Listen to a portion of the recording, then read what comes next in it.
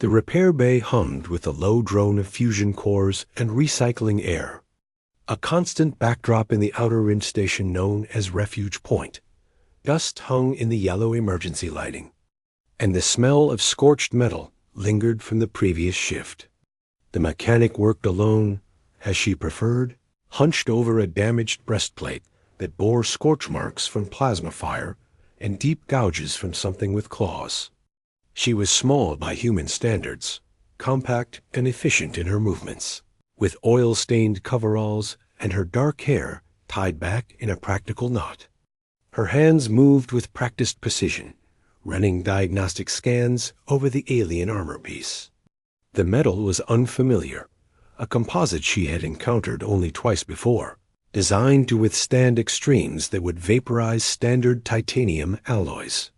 The owner of the armor sat on a cargo container across the bay, watching her with eyes that reflected the workshop lights like a cat's.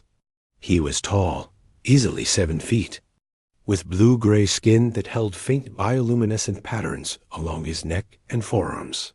His species called themselves the Caliph, apex predators from a heavy-gravity world where evolution had favored strength, speed, and an unsettling amount of patience. His name was Arichin, and he had been hired as security for a merchant convoy that had limped into Refuge Point after a pirate ambush. The battle had left his armor compromised and his pride somewhat dented, though he would admit neither aloud. "You work quickly," he observed, his voice a deep rumble that seemed to resonate in the chest rather than the ears. The mechanic did not look up. "Armor this good deserves quick work. It is Caliph make, forged in the thermal vents of our homeworld." He paused. "Few humans know how to work with it. I know how to work with most things." She adjusted her welding torch, lowering her protective visor. "Stay still and stay quiet. This part requires concentration." Arachin fell silent, though his predatory gaze never left her. The Caliph respected competence above all else, and he recognized it when he saw it. She moved like someone who had logged 10,000 hours in workshops, just like this one, her hands steady, her judgment sound. The repairs she made were not simply functional but elegant, restoring the armor's integrity while respecting its original design. An hour passed, then 2. The mechanic worked without break, pausing only to switch tools or consult technical readouts on her databed. Arachin waited with the patience of his kind, occasionally shifting position, but never interrupting. He had learned, in his years traveling among other species, that the best craftsmen demanded silence. Finally, she straightened, lifting her visor and setting down her tools. Structural integrity restored to 97%. The remaining 3% is cosmetic damage to the outer layer. I can polish it out if you want to wait another hour. No need. Arachin rose, moving to examine the armor. His massive hands lifted the breastplate, turning it in the light. The scorch marks had been buffed away, the gouges filled and sealed with expert precision. The repair seams were barely visible. "This is exceptional work. It is adequate work." The mechanic began cleaning her tools, her movements methodical. "You should avoid plasma weapons in close quarters. This armor is designed for kinetic impact, not energy dispersion." The pirates did not ask my preference before opening fire. Arachin set the armor down carefully, then reached for the payment tablet on her workbench. He transferred the agreed-upon amount, then added a bonus of 30%. "You have earned this." She glanced at the transaction, and for the first time, surprise flickered across her face. "This is too much. It is exactly right." He began strapping the armor back onto his frame, the pieces clicking into place with satisfying precision.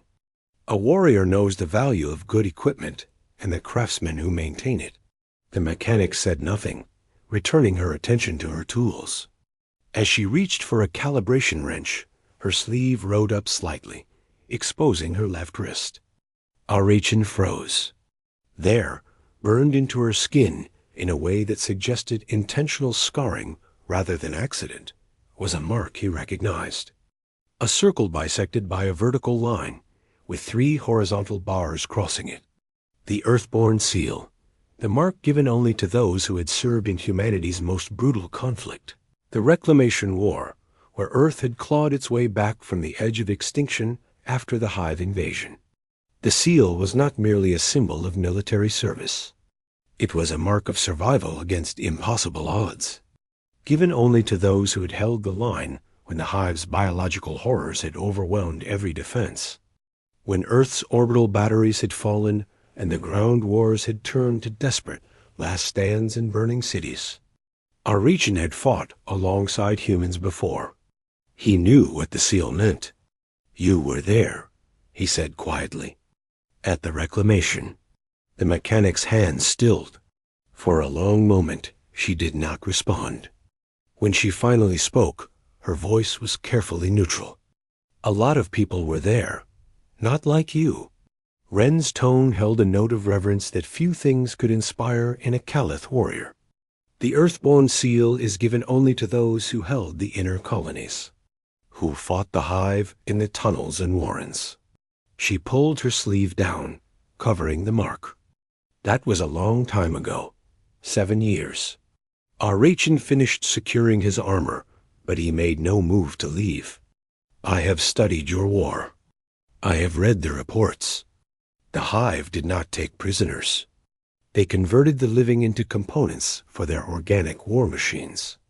Your species faced extinction, and you fought them with nuclear fire and blades when your ammunition ran dry. We did what we had to do." The mechanic's jaw was tight. "Everyone did." "No." Arachin shook his head slowly. "Many species have faced the Hive. Most evacuated their worlds and fled to the outer reaches. Humanity chose to stand and fight for every meter of ground. The Caliph respect this." He paused. "What was your role?" "Combat engineer." The words came reluctantly. "Demolitions and field repairs.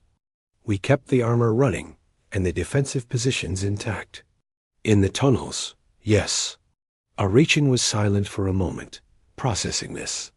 The tunnel fighting during the reclamation had been legendary even among species accustomed to warfare. The Hive had burrowed beneath human cities, creating vast underground complexes where their biological factories churned out horrors, faster than humanity could destroy them. The combat engineers had been sent into those tunnels to collapse them, to burn them out, to hold them long enough for the civilians to evacuate above. The casualty rate had been catastrophic. "How many in your unit survived?" he asked. The mechanic's hands clenched around the wrench she held. "Enough." It was clearly a lie, but Arachin did not press. Among the Caliph, warriors who had endured such trauma were given space to carry their grief privately. He would not dishonor her by demanding details she did not wish to share. Instead, he reached up and unfastened a small metal token from his armor's shoulder plate. It was a Caliph honor mark, awarded for valor in combat, a curved blade etched with his clan's symbols. He placed it carefully on her workbench. "This is not payment," he said. "This is recognition. Warrior to warrior." The mechanic stared at the token, her expression unreadable. "I am not a warrior anymore. I fix things now. You were forged in fire, and you emerged as tempered steel." Ren's voice was firm. "That does not change simply because you have chosen a different path. The Caliph honors strength in all its forms." She picked up the token slowly, turning it over in her oil-stained fingers. The metal caught the light, gleaming. "I do not deserve this. That is for me to decide." Arachin moved toward the bay doors, his repaired armor gleaming. "I am Arachin of the Skyshirt clan. If you ever require aid, send word to the Caliph embassy on any station. Mention my name." "It will be enough." "Why?"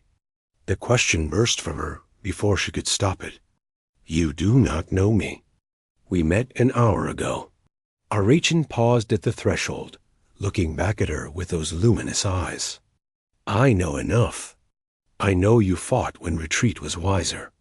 I know you held the line when the hive came. I know you carry the Earthborn seal, which means you saw things that would break most beings, and yet you still wake each day and continue. He inclined his head in a gesture of profound respect. That is all I need to know. He left then, his footsteps heavy and deliberate in the corridor beyond. The mechanic stood alone in her workshop, holding the Caliph honor mark in one hand and the wrench in the other. Around her, the station continued its endless routine, unaware and uncaring of the moment that had just passed. She looked down at her wrist, where the Earthborn seal lay hidden beneath her sleeve. 7 years had passed since the reclamation, since the tunnels and the fire and the screaming, since she had held a plasma cutter in one hand and a detonator in the other, while the hive's horrors had surged toward her position. 7 years since she had sworn she would never fight again. But Arachin was right about one thing. The seal did not wash away. The fire that had forged her remained, buried deep but never truly extinguished. She was not the same person who had entered those tunnels as a frightened recruit. She had emerged as something harder, something tempered by necessity and loss. She set down the wrench and fastened the Caliph honor mark to her tool belt, where it hung next to her calibration instruments and welding tips. It looked out of place there, a warrior's token among a mechanic's implements, but she left it anyway. Perhaps strength did come in many forms. Perhaps she could be both the person she had been,